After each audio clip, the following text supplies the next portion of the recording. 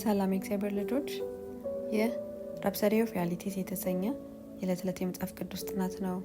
እናም ዛሬ ታኅሳስ 8 2018 ዓ.ም ፓስተር ክሪስ ለመንገስ በዙፋን ላይ ተቀመጥ በሚል ርዕስ የዛሬው መልእክታቸውን ይሰጡናል። የመክፈቻ ጥቅሳቸውን የሚወሰዱት ከወደ ኤፌሶን ሰዎች ምዕራፍ 1 ከቁጥር 19 እስከ 21 ያለው ነው።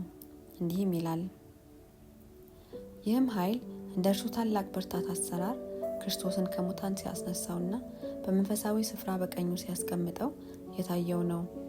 የተቀመጠውም ከግዛትና ከስልጣን ከኃይልና ከጌትነት እንዲሁም በአሁኑ ዘመን ብቻ ሳይሆን በሚመጣውም ዘመን ቢሆን ሊሰየም ከሚቻለው ስም ሁሉ በላይ ነው። ጌታ ኢየሱስ ከሞት በተነሳ ጊዜ እጅግ ከፍ ብሎ የተቀመጠው ከገዢነትና ከስልጣን ከኃይልና ከጌትነት እንዲሁም በአሁኑ ዘመን ብቻ ሳይሆን በሚመጣውም ዘመን ቢሆን ሊሰየም ከሚችለው ስም ሁሉ በላይ ነው። ከአጽናፍ እስከ አጽናፍ ባለው የዓለም ግዛት ሁሉ እጅግ የላቀ ስልጣን አለው። ነገር ግን ምን እንደሆነ ገምቱ። እኛንም ከእርሱ ጋር ከፍ ከፍ አድርጎናል፣ እንዲሁም ከእርሱ ጋር አብሮ አስቀምጦናል።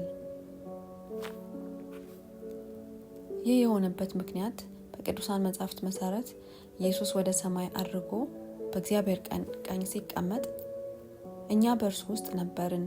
በእግዚአብሔር ቀኝ የሚለው የኃይል የገዥነትና የስልጣን ቦታ የሚያመለክት ነው። ስለዚህ እኛም በኃይልና በስልጣን ቦታ ከእርሱ ጋር አብረን ተቀምጠናል፣ ለመንገስ በዙፋን ተቀምጠናል።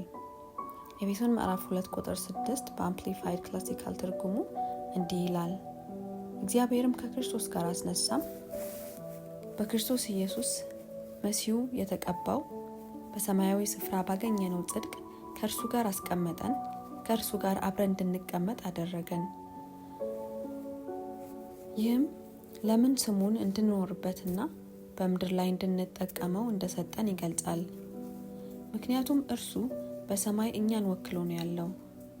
እኛም እዚህ ኢየሱስን ወክለን በመቆም የእግዚአብሔር አባት ፈቃድ በዚህ ምድር ላይ እናስፈጽማለን። በማርቆስ ወንጌል ምዕራፍ 16 ከቁጥር 17 እስከ 18 እንዲህ ብሏል፣ የሚያምኑትን እነዚህ ምልክቶች ይከተሏቸዋል። በስሜ አጋንንትን ያወጣሉ፣ በአዲስ ልሳንም ይናገራሉ፣ እባቦችን በእጃቸው ይይዛሉ፣ የሚገድል መርዝ ቢጠጡ እንኳ አይጎዳቸውም፣ እጃቸውንም በሕመምተኞች ላይ ይጭናሉ፣ እነርሱም ይፈወሳሉ።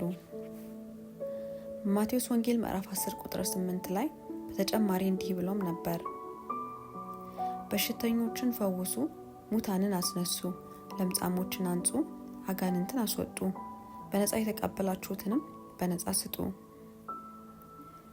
ስለዚህ በክርስቶስ ያገኛችሁትን ስልጣንና የበላይነት በበሽታ፣ በሕመም፣ በሞትና በዚህ ዓለም ነገሮች ላይ ሁሉ በተግባር አውሉ።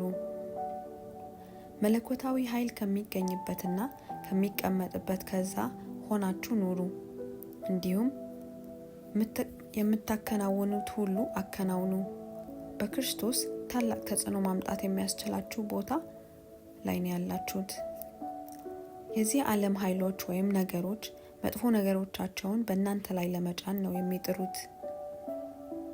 እንዲሁም ከእግዚአብሔር ቃል በተቃራኒ እንድታምኑ ወይም እንድታደርጉ ነው የሚፈልጉት።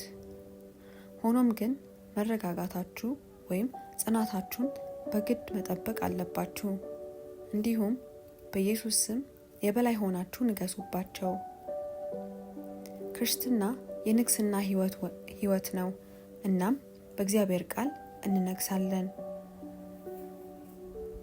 እንደዚህ አይነት ማስተዋልና መረዳት የምትጸልዩበትን፣ የምትናገሩበትንና ውሳኔዎቻችሁን የምታሳልፉበትን መንገድ ይለውጣል።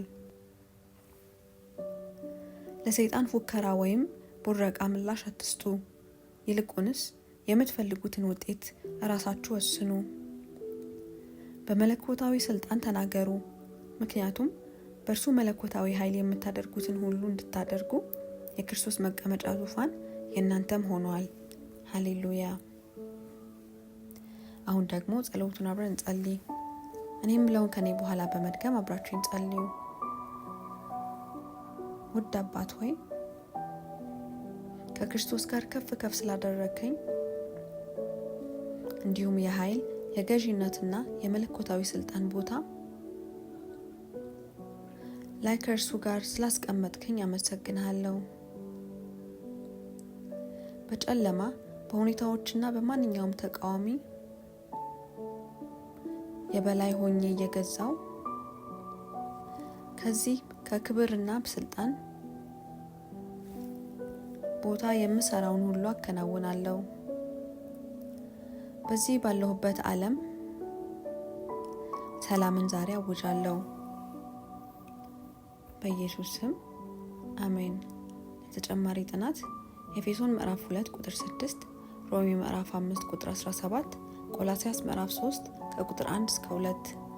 ጌታ ይባርካችሁ። መልካም ጊዜ